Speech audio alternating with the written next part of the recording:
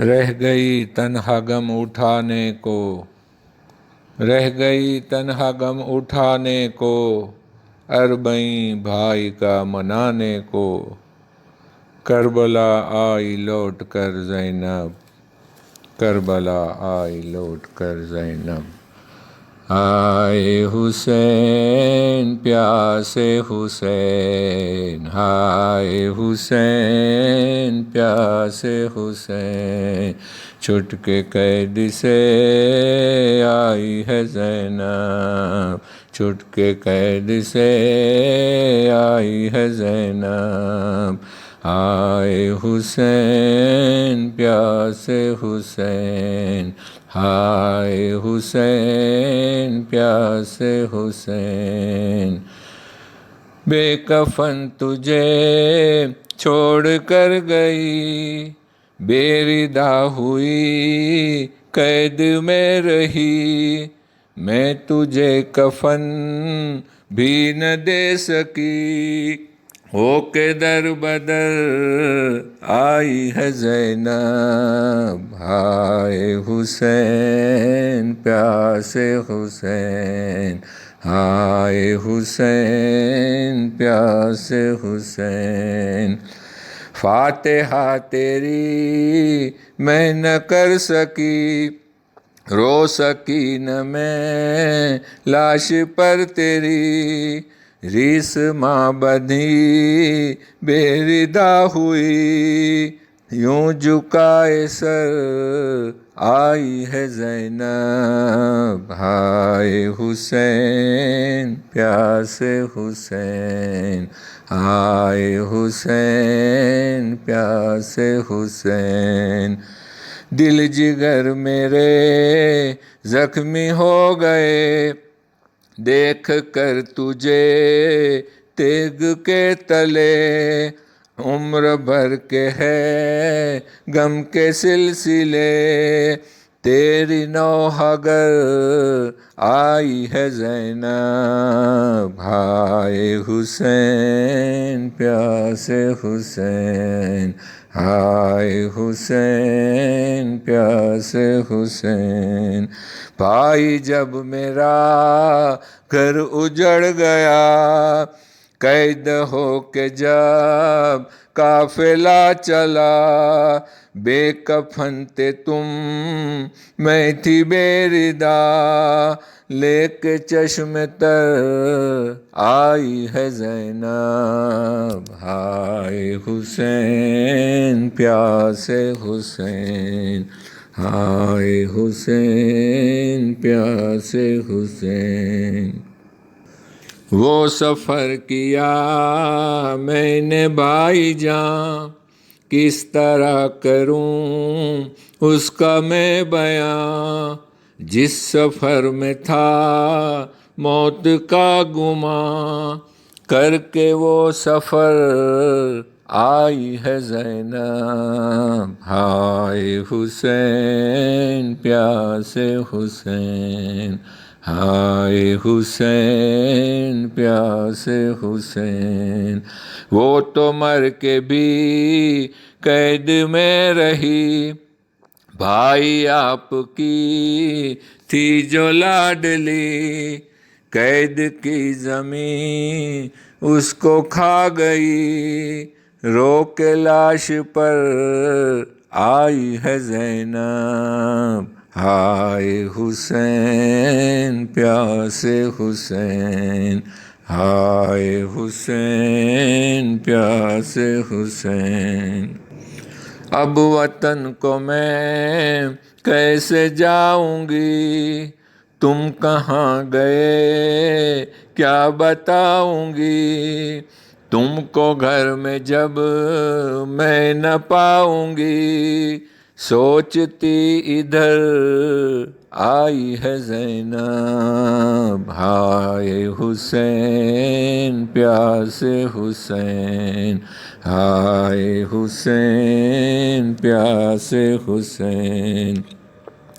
لٹ گیا جو گھر غم نہیں کیا، مر گئے پسر غم نہیں کیا، شک ہوا جگر غم نہیں کیا، ہاں برہ نصر آئی ہے زینب، ہائے حسین پیاسے حسین، ہائے حسین پیاسے حسین، دل پہ نقش ہے شام کا سفر، پابرہ نہ تھی اور ننگ سر، تھا ہجوم عام دیکھتی جدھر، خستہ جگر آئی ہے زینب، ہائے حسین پیاسے حسین، ہائے حسین پیاسے حسین، سر کھلے تھے ہم چادریں نہ تھی، دور آسماں سخت تھی زمین، غم گسار کا کوئی بھی نہیں، دیکھ جاگ کر آئی ہے زینب، ہائے حسین پیاسے حسین، ہائے حسین پیاسے حسین، بس ریحان بس روک لے قلم، داستان غم ہو چکی رقم، کربلا میں ہے ایک صدائے غم، تیرے روزے پر آئی ہے زینب، ہائے حسین پیاسے حسین، ہائے حسین پیاسے حسین، چھٹ کے قید سے آئی ہے زینب، اے لاش بے سر تیرا سر لائی ہے زینب۔ لا حول ولا قوة الا باللہ العلی العظیم۔ اعوذ باللہ من الشیطان اللعین الرجیم، بسم اللہ الرحمن الرحیم، الحمد للہ رب العالمین، والصلاة والسلام علی اشرف الانبیاء والمرسلین، سیدنا و نبینا و شفیع ذنوبنا و طبیب نفوسنا مولانا مولا الکونین، امام المشرقین والمغربین، جد الحسن والحسین، حبیب الہ العالمین بالقاسم محمد، وعلی اہل بیتہ الطیبین الطاہرین المعصومین المظلومین المنتخبین المنتجبین، اما بعد، فقد قال اللہ تبارک و تعالی فی القرآن الکریم وہو اصدق القائلین وقولہ الحق، بسم اللہ الرحمن الرحیم، قل لا اسألکم علیہ اجرا الا المودۃ فی القربى۔ عزیزان گرامی، آزادان امام مظلوم کربلا، مسلسل آپ حضرات زیارت امام حسین علیہ السلام کی اہمیت اور فضیلت کے ذیل میں گفتگو کو سماعت فرما رہے ہیں، اور الحمدللہ بہت ساری باتیں معروضات آپ لوگوں کے ذہن نشیں ہوں گے کہ زیارت امام حسین علیہ السلام کی کیا فضیلت ہے اور کیا اہمیت ہے۔ عشرہ زینبیہ اور عشرہ اربعین کے سلسلے سے میں نے اس موضوع کا انتخاب کیا، اور گفتگو دھیرے دھیرے آج اپنے آخری مرحلے میں پہنچ گئی، اور اس عشرے کے سلسلے سے یہ آخری مجلس ہے جسے عشرہ زینبیہ کہا جاتا ہے، جسے عشرہ اربعین کہا جاتا ہے۔ آج شب اربعین ہے، یعنی وہی شب ہے کہ جس شب سے یہ عشرہ منسوب ہے۔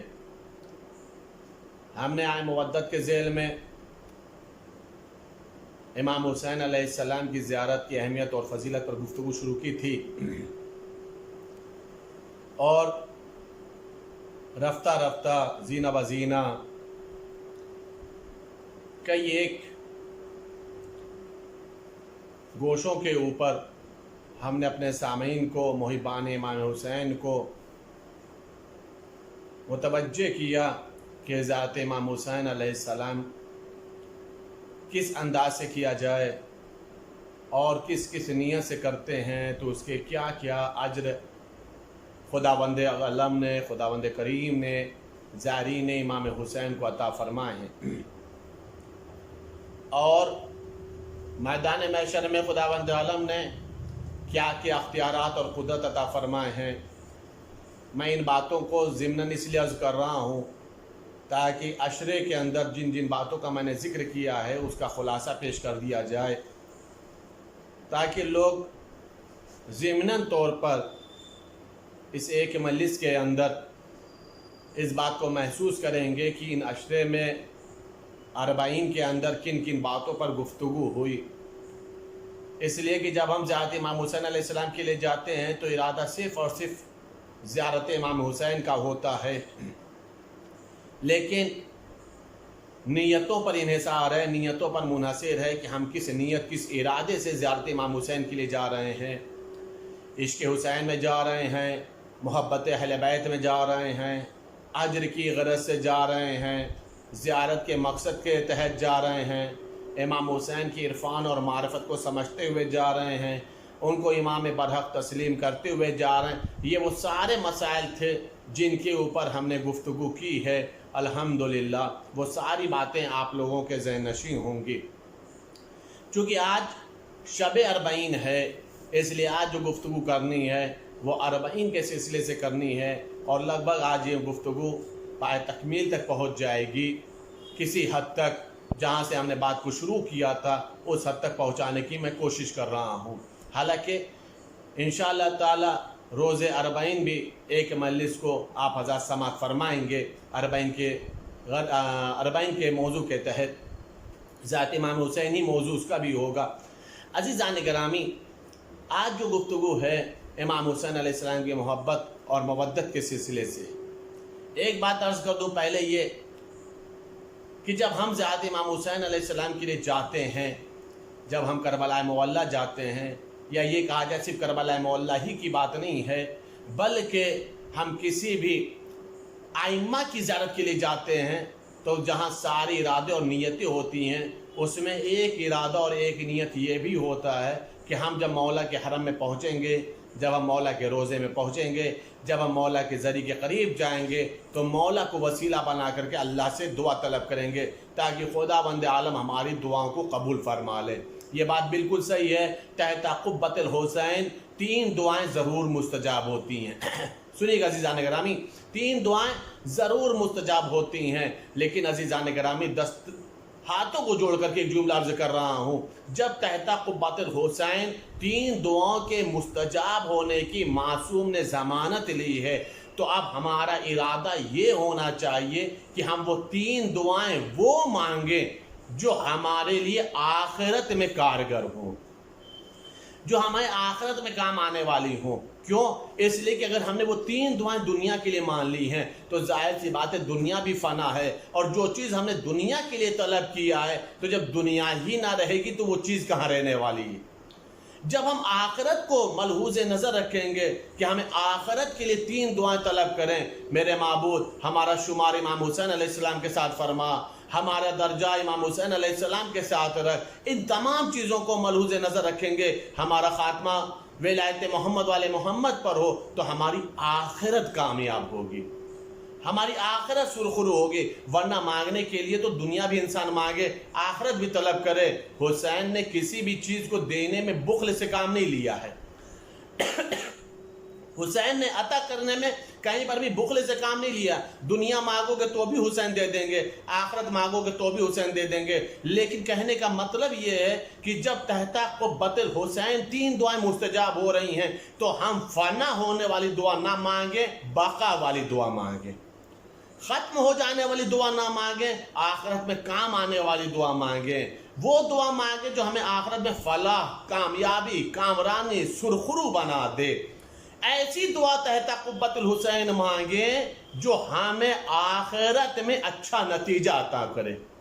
गौर फरमाइए गिरामी, वरना इमाम हुसैन अलैहिस्सलाम के यहाँ, या इमाम हुसैन अलैहिस्सलाम का दरबार वो है, या इमाम हुसैन अलैहिस्सलाम का रोज़ा वो है, इमाम हुसैन अलैहिस्सलाम का हरम वो है, کہ جہاں پر ہر ایک کو ملتا ہے، جو حسین سے محبت کرتا ہے اسے بھی ملتا ہے، جو حسین کو نہیں مانتا اسے بھی ملتا ہے۔ اور حرم امام حسین تو بہت بڑی بات ہے، بہت عظیم درگاہ ہے، مجلس امام حسین میں آنے والوں کو مل جاتا ہے، ذکر حسین کرنے والوں کو مل جاتا ہے۔ اور اس بات کے تو آپ لوگ بھی شاہد ہوں گے کہ نہ جانے کتنے دوسرے مذاہب کے لوگ ہیں جنہیں امام حسین علیہ السلام نے عطا کیا ہے، جو امام حسین علیہ السلام کو امام نہیں مانتے پھر بھی امام حسین علیہ السلام کی بارگاہ سے قریب ہوئے ہیں، ذکر حسین سے قریب ہوئے ہیں، مجلس امام حسین میں آئی ہیں، کسی نے نشاندہی کر دی، کسی نے راہ دکھا دیا کہ جب تمہاری دعا کہیں قبول نہ ہوتی تو مجلس میں چلے جاؤ، فرش عزا پر روتے ہوئے دعا مانگ لو، تمہاری دعا قبول ہو جائے گی، جبکہ اس کے اندر نہ معرفت تھی، نہ عرفان تھا، نہ حسین کو امام مانتا ہے۔ اور ایسے بہت سارے لوگ ہیں جن کی دعائیں قبول ہو گئی ہیں۔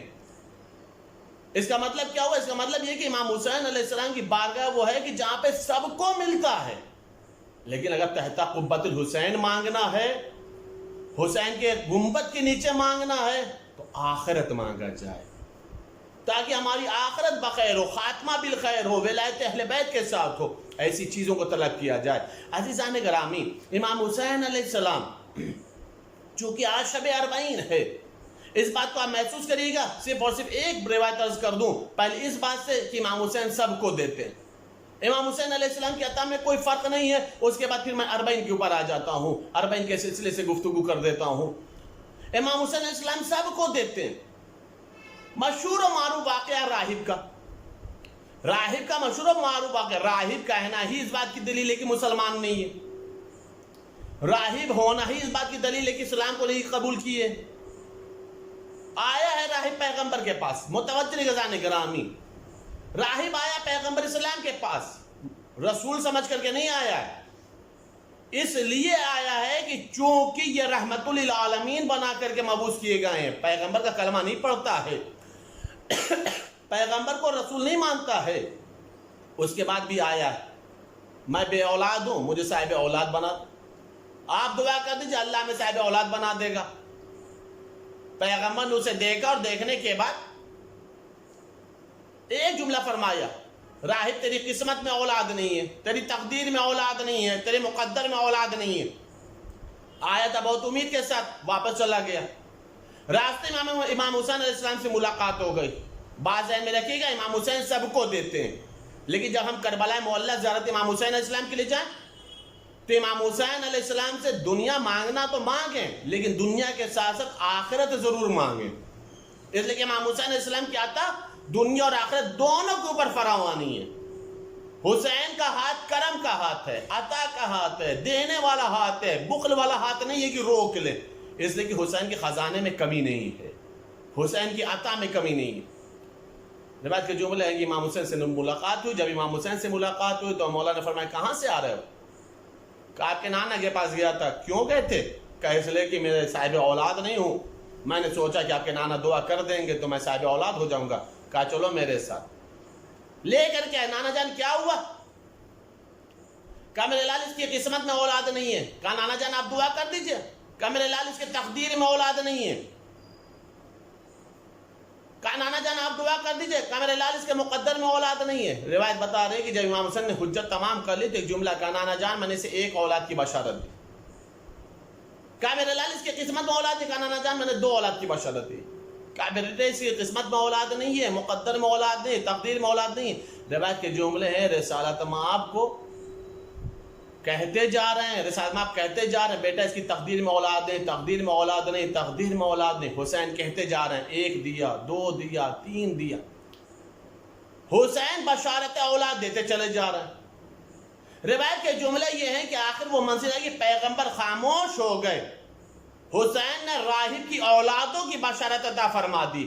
پہلی بات تو یہ ہے کہ راہب نہ رسول کو مانتا تھا نہ حسین کو مانتا تھا، لیکن اولادوں کی بشارت دینا اس بات کی دلیل ہے کہ حسین جب دینے پہ آتے ہیں تو یہ نہیں پوچھتے تو مجھے مانتا ہے یا نہیں مانتا۔ کیوں؟ اس لیے کہ مانتا ہے یا نہیں مانتا ہے یہ دنیاوی مزاج ہے، امامت کا مزاج یہ ہے کہ مانو یا نہ مانو، اگر سائل بن کر کے آ گئے ہو تو ہم عطا ضرور کریں گے۔ اگر ہم سے 10 سوال ہمارے سامنے بلند کیا ہے تو ہم تمہارے ہاتھ کو خالی نہیں رکھیں گے، محروم نہیں کریں گے۔ چلا گیا، اولاد کی بشارت مل گئی، یقین ہو گیا، اطمینان ہو گیا کہ نواسہ محمد نے ہمیں اولاد کی بشارت دے دی، چلا گیا، وہ چلا گیا۔ لیکن بہرحال معترضین اعتراض کرتے سمجھ میں نہیں آتا، اس روایت میں تضاد پایا جاتا ہے۔ تضاد کیا؟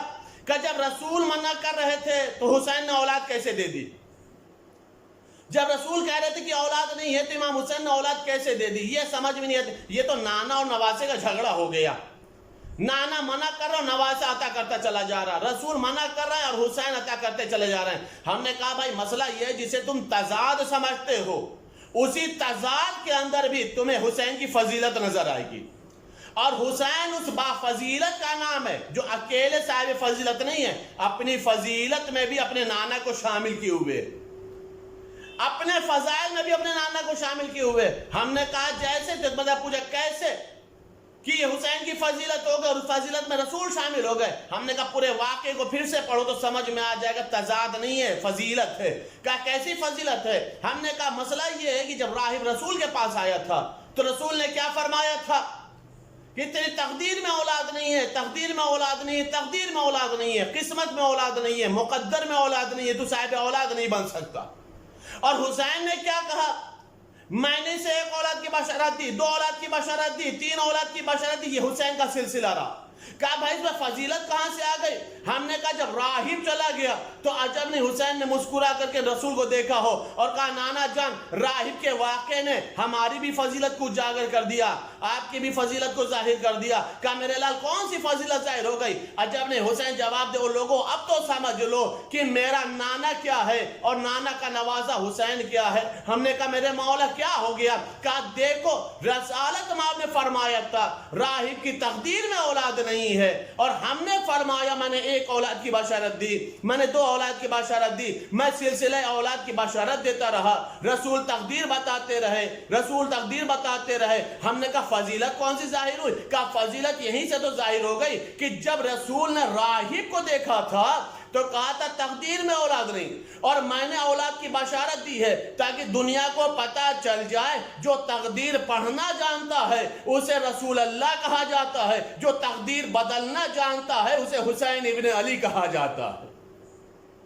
متوجہ عزیزان گرامی، جو تقدیر پڑھتا ہو اسے رسول اللہ کہا جاتا ہے، اور جو تقدیر بدلنا جانتا ہے اسے حسین ابن علی کہا جاتا ہے۔ عزیزان گرامی یہ تضاد نہیں ہے، یہ فضیلت ہے۔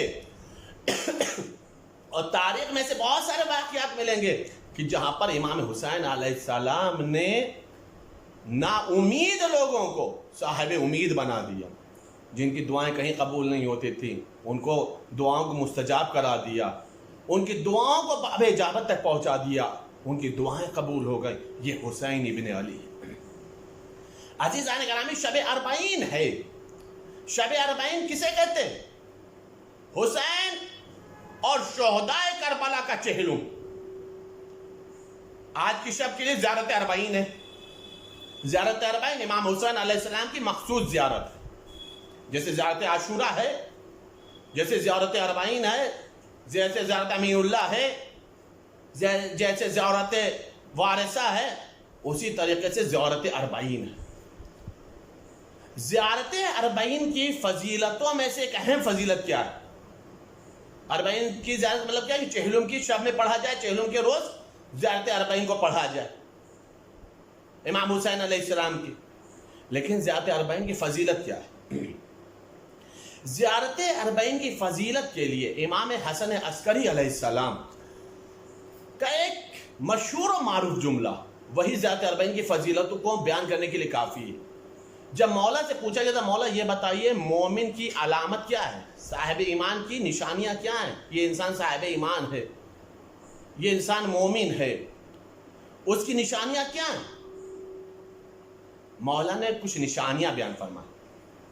اس میں مولا نے فرمایا جو مومن ہوتا ہے اس کی ایک نشانی یہ ہے کہ وہ کوئی بھی نماز پڑھے گا بسم اللہ الرحمن الرحیم بلند آواز سے پڑھے گا۔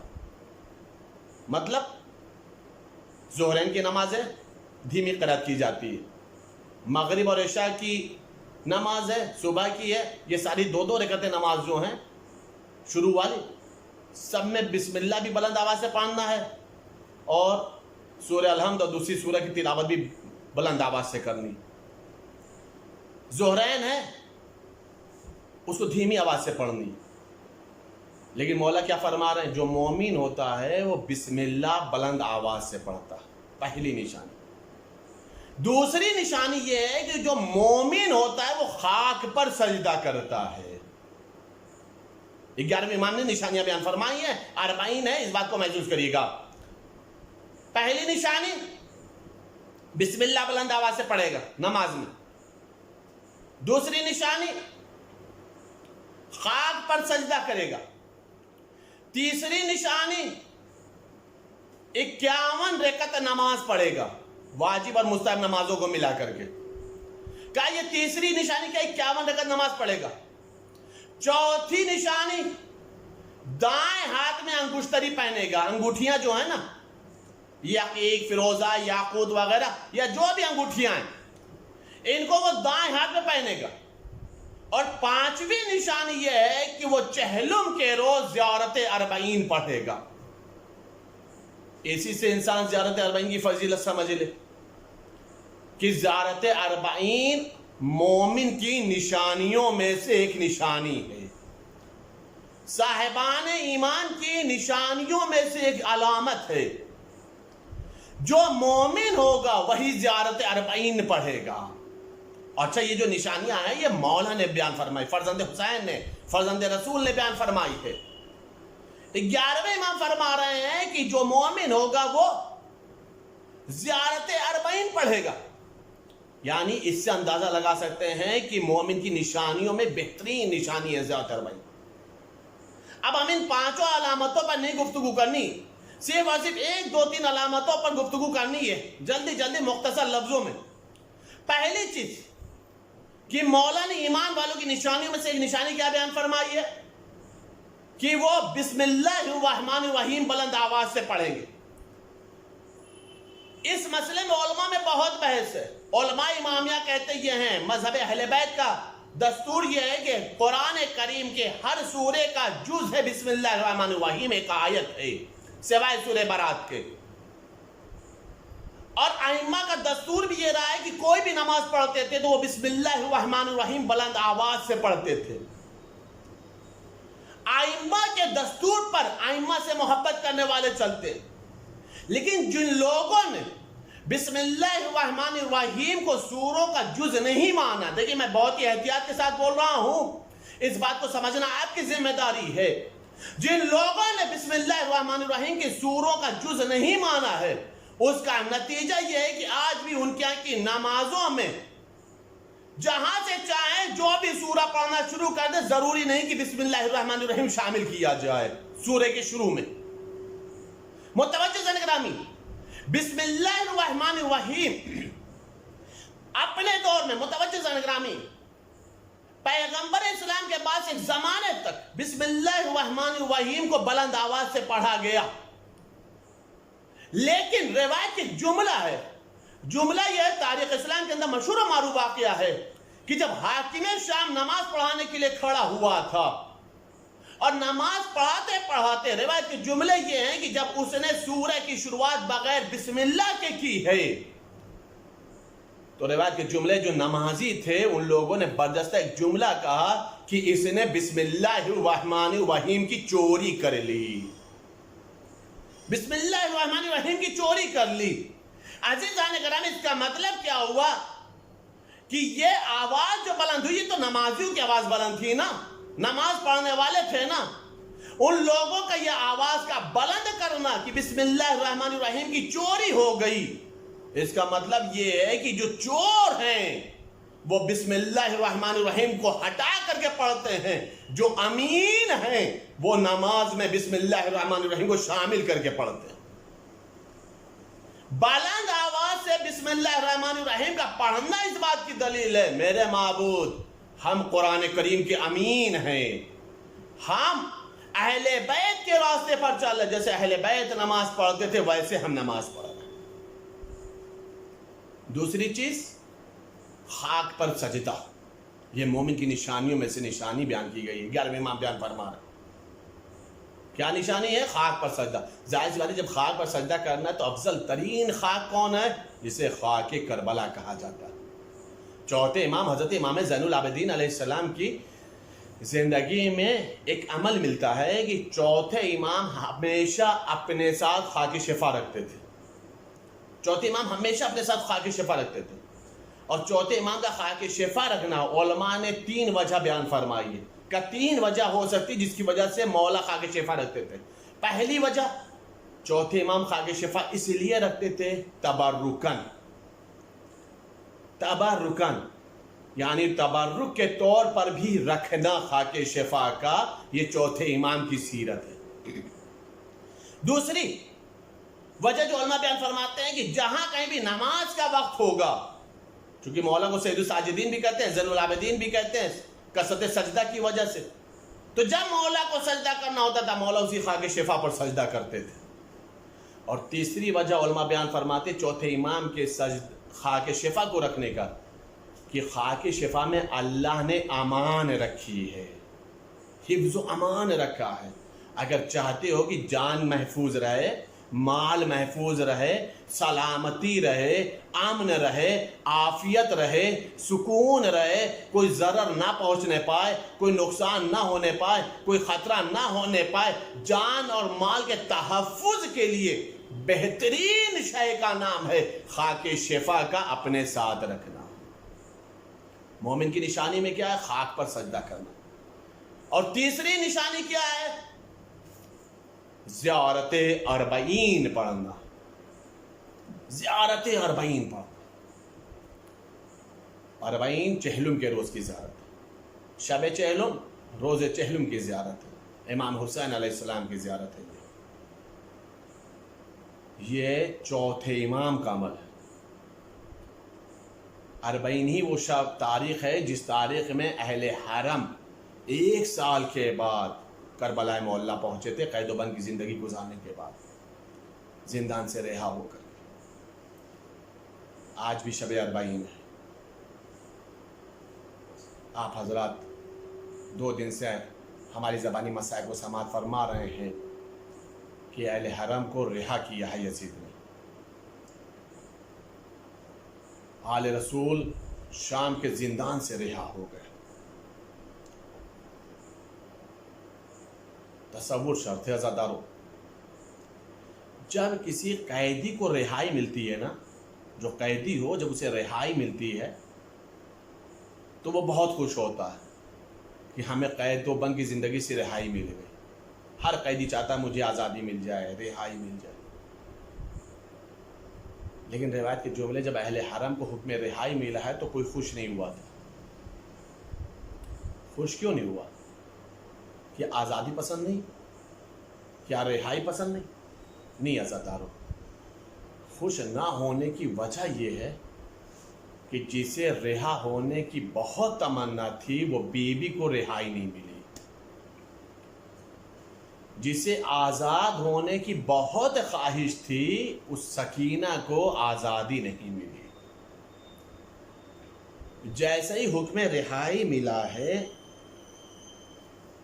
تو روایت کے جملے ہیں سب بیویوں نے ایک دوسرے کو دیکھا، اور دیکھنے کے بعد سب کی نگاہ سکینہ کی چھوٹی سی قبر پر پڑی،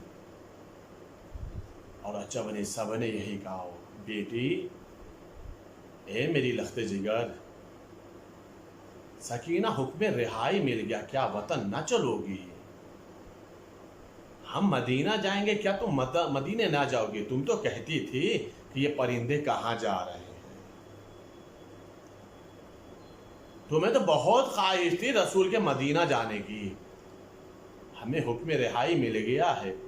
عجب نہیں قبر سکینہ سے آواز آئی، جا وطن جانا مبارک ہو، لیکن اگر کربلا جانا تو میرے بابا کو میرا سلام کہہ دینا۔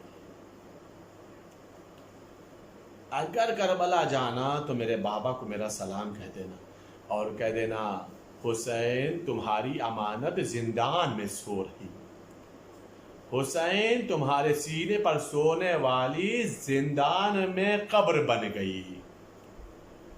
اللہ اکبر. یہ چیز رباب کے دل سے کوئی پوچھے, کوئی زینب کے دل سے پوچھے, کوئی سید سجاد کے دل سے پوچھے کہ یہ جب لوگ زندان چھوڑے ہوں گے, قبر سکینہ سے رخصت ہوئے ہوں گے, تو کس کیفیت سے رخصت ہوئے ہوں گے, کس عالم میں رخصت ہوئے ہوں گے, کتنا تڑپے ہوں گے. ہر ایک کو سکینہ کا ایک ایک جملہ یاد آتا ہوگا, ہر ایک کو سکینہ کی خواہش یاد آتی ہوگی. روایت کے جملے ہیں, مقاتل لکھتے یہ ہیں کہ بیویاں اماریوں میں بیٹھی, شب اربعین سننا زادارو, اربعین کا مسائل, بیویاں اماریوں میں بیٹھی. اچھا, بیویاں اماریوں میں بیٹھی ہیں تو اماریوں کا پردہ کالا پردہ تھا. کالا پردہ کیوں لگا تھا؟ اس لیے کہ یہ سوگوار ہیں. کس کے سوگوار ہیں؟ 72 کے سوگوار ہیں, حسین کے سوگوار ہیں, عباس کا غم لے کر کے چل رہے ہیں, علی اکبر کی شہادت کا غم ہے, علی اصغر کی شہادت اور جدائی کا غم ہے, بیویاں چل رہی ہیں. روایت ایک جملہ ہے عزادارو, روایت کے جملہ یہ ہے کہ قافلہ ایسے نہیں گیا تھا. سننا عزادارو, قافلہ ایسے نہیں گیا تھا. پتہ ہے کیا ہوا تھا؟ قافلے کو لے چلنے کے لیے بشیر ابن جزلم ساتھ میں تھا. یہ قافلہ سالار بن کے چلا تھا. بشیر ابن جزلم اہل بیت سے محبت کرنے والا تھا. روایت کے جملے یہ ہے کہ بشیر ابن جزلم دھیرے دھیرے آہستہ آہستہ قافلے کو لے کر کے جا رہا تھا, آہستہ آہستہ قافلے کو لے کر کے جا رہا تھا. یہ قافلہ کہاں جا رہا ہے؟ یہ جا رہا قافلہ شام سے مدینہ کی طرف. لیکن عزادارو, یہ صرف اور صرف مدینہ نہیں پہنچا ہے, یہ سیدھے سیدھے مدینہ نہیں پہنچا ہے, بلکہ مقاتل لکھتا یہ ہے کہ ایک منزل وہ آئی تھی کہ جہاں سے 2 راستے تھے. ایک راستہ سیدھے سیدھے مدینہ جاتا تھا, ایک راستہ وہ تھا جو کربلا ہوتے ہوئے مدینہ جاتا تھا. بشیر نے قافلے کو روکا اور سید سجاد سے پوچھا, اے سید سجاد, اے میرے مولا آقا, یہ بتائیے ایک راستہ کربلا ہو کے جاتا ہے, ایک راستہ سیدھے مدینہ جاتا ہے, آپ کدھر سے جائیں گے؟ مولا نے روتے ہوئے آنکھوں سے فرمایا, رجوع پھوپھی سے پوچھ لوں. پھوپھی سے پوچھا, آواز دیا میرے لال, کہے تو بشیر سے ہم کربلا ہوتے ہوئے جائیں گے. سننا ذرا تصور شرط ہے, ہم کربلا ہوتے ہوئے جائیں گے, ہم کربلا میں رک کر کے جائیں گے. کیوں؟ اس لیے کہ ہم کربلا والوں پر ابھی تک روئے نہیں ہیں, ہم نے کربلا والوں کا ابھی تک ماتم نہیں کیا ہے, ابھی ہم نے کربلا میں اپنے شہیدوں کی قبروں کی زیارت نہیں کی ہے, ہم کربلا کے راستے سے مدینہ جائیں گے. عزادارو, میں نے پڑھ دیا اور آپ نے سن لیا, لیکن اب سننا عزادارو تصور شرط ہے.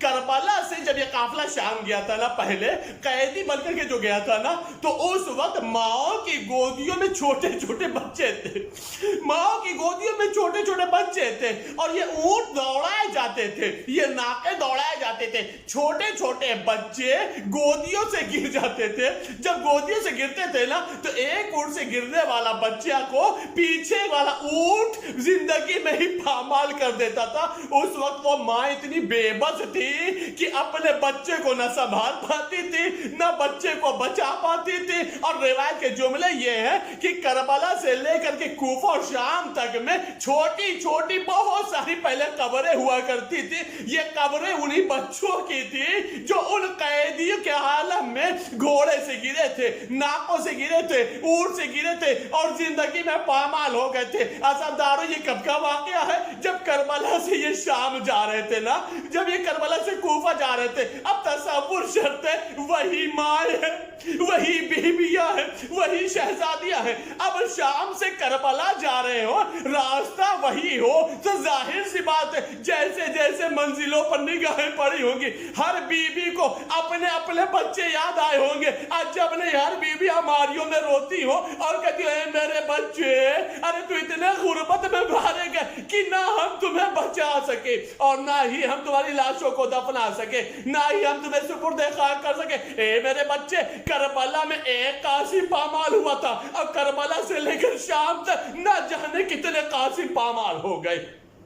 اللہ اکبر اللہ اکبر. اب یہ بیویاں ہیں کہاں جا رہی ہیں؟ کربلا معلی جا رہی ہیں. یہ روایت کے جملے ہیں. ادھر سے یہ قافلہ جا رہا تھا, ادھر سے یہ لوٹا ہوا قافلہ, ادھر سے یہ رسول زادیہ جا رہی تھی, ادھر سے بیویاں جا رہی تھی, ادھر سے آل رسول اور اہل حرم جا رہے تھے. روایت کے جملے ہیں, روایت کے جملے ہیں. ادھر رسول کا صحابی جابر ابن عبداللہ انصاری ہے جو اپنے غلام کے ساتھ آیا ہے. 40 کا سب سے پہلا ظاہر ہے, 40 کا سب سے پہلا ظاہر ہے, کربلا کا سب سے پہلا ظاہر ہے جابر ابن عبداللہ انصاری.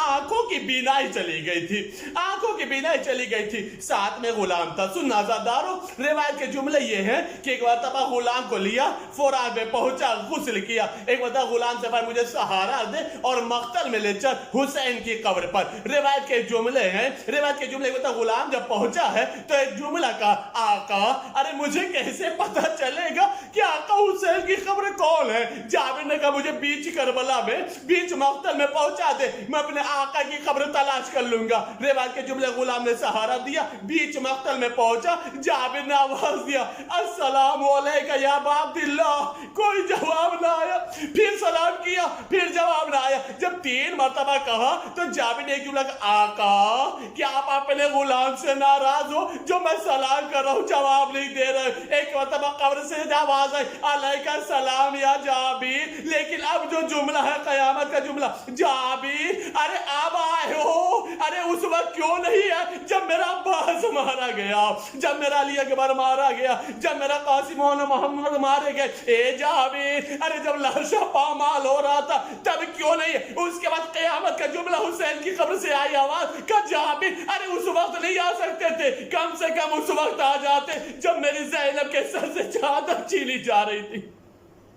اجرکم اللہ, اجرکم اللہ. آزادارو شب 40 ہے, چاہے 72 کا پرسہ دے دو, 72 کا چہلم کر لو, زہرہ کا پرسہ دے دو, امام زمانہ کو 72 کا پرسہ دے دو. روایت کے جملے ہیں جیسے جواب آیا جابر سمجھ کے حسین کی قبر یہ ہے, پہنچ گئے, قبر سے لپٹ گئے, تعویذ قبر پر پہنچ گئے, مرثیہ پڑھنا شروع کیا. روایت کے جملے تھا مرثیہ پڑھ رہے تھے, نوحہ پڑھ رہے تھے, آہو بکا جاری تھا, گریہ زاری جاری تھا. روایت کے جملے یہ ہیں کہ دفعتاً اہل حرم کا قافلہ جیسے ہی کربلا کے میدان میں داخل ہوا, قبر حسین سے آواز آئی جابر ارے دور کہیں چھپ جا, میری زینب آ رہی. اے جابر ارے میری قبر سے ہٹ جا, میری زینب آ رہی, میرا سوگوار آ رہا, میرا یتیم آ رہا. روایت کے جملے ہیں کہ جابر دور قبر حسین سے چلے گئے, لیکن جیسے ہی قبر حسین نظر آئی, جیسے ہی مقتل نظر آیا, ساری بیویوں نے اپنے اپنے آپ کو اپنے اپنے وارثوں کے جنازے پر گرا دیا, قبروں پر گرا دیا. ساری بیویاں قبروں پر پہنچ گئی, کوئی حسین کی قبر پہ پہنچا, کوئی علی اکبر کی قبر میں پہنچا, کوئی مقتل گاہ میں پہنچا, کوئی نشے میں پہنچا, کوئی روایت کے جملے گنج شہیدہ میں پہنچا. عزاداروں روایت کے جملے سنو گے, علماء کا جب جملہ لکھتے ہیں, علماء جب جملہ لکھتے ہیں, ساری بیویوں نے اپنے اپنے آپ کو وارثوں کی قبروں پر گرایا. سید سجاد کی نگاہ پڑی تو کیا دیکھا, رباب ہے, رباب ہے جو پوری کربلا میں گردش کر رہی ہے, دوڑتی پھر رہی ہے. ایک مرتبہ کو قرار نہیں آتا, چین نہیں آتا, سکون نہیں آتا. سید سجاد آگے بڑھے, پھوپھی اماں رباب کو سنبھالو, اماں رباب کو سنبھالو. ایک مرتبہ جیسے ہی زینب نے دیکھا, بڑھ کر کے سینے سے لگا, رباب خیریت تو ہے, تمہارے قرار کیوں نہیں, تم اتنی مضطرب کیوں ہے؟ ایک جملہ کہا, شہزادی صاحب کی قبر کا نشان مل گیا, میرے علی اصغر کی قبر نہیں دکھائی دیتی, مجھے میرے علی اصغر کی قبر نظر نہیں آتی. روایت کے جملے ہیں. ایک مرتبہ سید سجاد نے ایک جملہ فرمایا, اے اماں رباب ارے بھائی علی اصغر کی قبر نہ تلاش کرو, بھائی علی اصغر بابا کے سینے پر سو رہا. اے اماں رباب ارے میرا بھائی علی اصغر نے بہت مصیبتوں کو برداشت کیا, میرا بھائی علی اصغر میرے بابا کے سینے پر سو رہا, میرا بھائی علی اکبر بابا کے پہلو میں سو. سیعلم الذین ظلموا ای منقلب ینقلبوا انا للہ و انا الیہ راجعون. معلومات جو واسطہ ہے محمد آل محمد کا, ہمارے مختصر لیکن اہم اعمال کو قبول فرما. ہمارے اشکزا گل مال زہرا میں جگہ عطا فرما، ہمارے اشکزا کو ہماری شفاعت و نجات کی ضمانت بنا۔ میرے ماموں شب اربعین ہے، ہم سب کو کربلا مولا کی ذات نصیب فرما، جتنے بیمار ہوں سب کو بیمار کربلا صدقے میں شفا کلی عطا فرما، جو بے اولاد ان سب کو صاحب اولاد بنا، جو صاحبان اولاد ان کے اولادوں کی حفاظت فرما۔ میرے کربل کی کہانی جب کوئی بھی سنائے گا، دل والوں کی آنکھوں سے ایک دریا بہائے گا، وہ قافلہ سرور کا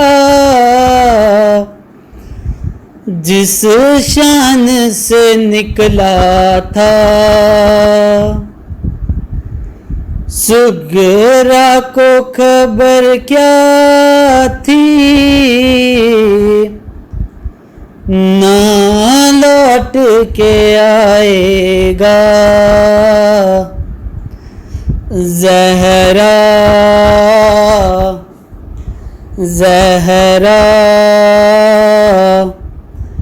پر سال و 72 کا ہے، زہرا زہرا پر سال و 72 کا ہے، زہرا زہرا پر سال و 72 کا، پامال ہوا قاسم یوں گھوڑوں کی ٹاپوں سے، ہے پامال ہوا قاسم یوں گھوڑوں کی ٹاپوں سے، ہے کس طرح چچا تیری میت کو اٹھائے گا، زہرا زہرا قاسم کا بھی پرسالو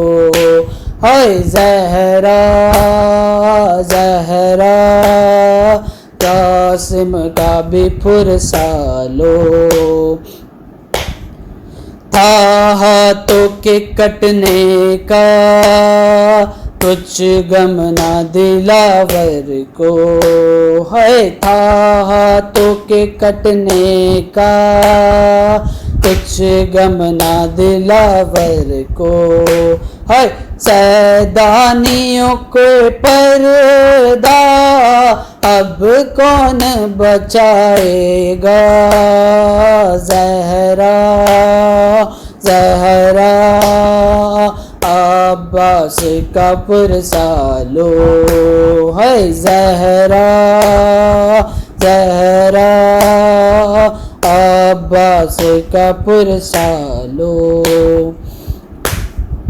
ٹوٹی ہے کمر شہ کی قبرانہ مگر اکبر، ہے ٹوٹی ہے کمر شہ کی قبرانہ مگر اکبر، ہے فرزند نبی تیری لاش کو اٹھائے گا، زہرا زہرا اکبر کا بھی پرسالو ہے، زہرا زہرا اکبر کا بھی پرسالو، سوتے نہ تھے تم اصغر جھولے میں تڑپتے تھے، سوتے نہ تھے تم اصغر جھولے میں تڑپتے تھے، دنیا کو خبر کیا تھی ایک تیر سلائے گا، زہرا زہرا اصغر کا بھی پرسالو، زہرا زہرا اصغر کا بھی پرسالو، اصحاب نے دم توڑا شبیر کے زانوں پر، اصحاب نے دم توڑا شبیر کے زانوں پر، کس زانوں پہ سر اپنا شبیر کٹائے گا، زہرا زہرا شبیر کا پرسالو، ہائے زہرا زہرا شبیر کا فرسالو۔ سرور نے اٹھائے تھے سب ساتھیوں کے لاشیں، سرور نے اٹھائے تھے سب ساتھیوں کے لاشیں، شبیر تیرا لاشا اب کون اٹھائے گا، زہرا زہرا شبیر کا پرسالو، ہائے زہرا زہرا شبیر کا پرسالو۔ کربل کی کہانی جب کوئی بھی سنائے گا، دل والوں کی آنکھوں سے ایک دریا بہائے گا، زہرا زہرا پرسالو 72 کا۔ زیارت اربعین۔ بسم اللہ الرحمن الرحیم۔ السلام علی ولی اللہ و حبیبہ، السلام علی خلیل اللہ و نجیبہ، السلام علی صفی اللہ و ابن صفیہ، السلام علی الحسین المظلوم الشہید، السلام علی اسیر القربات و قتیل العبرات۔ اللہم انی اشہد انہ ولیک و ابن ولیک و صفیک و ابن صفیک الفائز بکرامتک، اکرمتہ بشہادت و حبوتہ بسعادت و اجتبیتہ بطیب الولادت و جعلتہ سیدا من السعادت و قائدا من القادت و زائدا من الزادت و آتیتہ مواریث الانبیاء و جعلتہ حجتا علی خلقک من الاوصیاء، فازر فی الدعاء و منع النصح للعباد و بذل مہجتہ فیک لیستنقذ عبادک من الجہالۃ و حیرۃ الضلالۃ وقد توازر علیہ من غرت الدنیا و باہزہ بالارذل الادنی و شرع آخرتہ بالثمن الاوکس و تغترس و تردى فی ہواہ و اسخطک و اسخط نبیک و اعطى من عبادک اہل الشقاق والنفاق و حملۃ الاوزار المستوجبین النار فجاہدہم فیک صابرا محتسبا حتی سفک فی طاعتک دمہ واستبیح حریمہ، اللہم فلعنہم لعنا وبیلا وعذبہم عذابا علیما۔ السلام علیک یا ابن رسول اللہ، السلام علیک یا ابن سید الاوصیاء، اشہد انک امین اللہ وابن امینہ، عشت سعیدا ومضیت حمیدا ومتا فقیدا مظلوما شہیدا، واشہد ان اللہ منجز لک موعدک ومہلک من خذلک ومعذب من قتلک، واشہد انک وفیت بعہد اللہ وجاہدت فی سبیل اللہ حتی اتاک الیقین، فلعن اللہ من قتلک ولعن الله من ظلمك ولعن الله أمة سميت بذلك فرضيت به. اللهم إني أشهدك أني ولي لمن والاه وعدو لمن عاداه بأبي أنت وأمي يا ابن رسول الله. أشهد أنك كنت نورا في الأصلاب الشامقة والأرحام المطهرة لم تنجسك الجاهلية بأنجاسها ولم تلبسك من مدلهمات من ثيابها. وأشهد أنك من داعم الدين وأركان المسلمين ومعقل المؤمنين. وأشهد أنك الإمام البر التقي الرزي الزكي الهادي المهدي. وأشهد أن الأئمة من ولدك كلمة التقوى وأعلام الهدى والأروة الوثقى والحجة على أهل الدنيا. وأشهد أني بكم مؤمن وبإيابكم موقن بشرائع ديني وخواتيم عملي وقلبي لقلبكم سلم وأمري لأمركم متبع ونصرة لكم مودة حتى يأذن الله لكم فمعكم لا مع عدوكم صلوات الله عليكم وعلى أرواحكم وأجسادكم وشاهدكم وغائبكم آمين رب العالمين.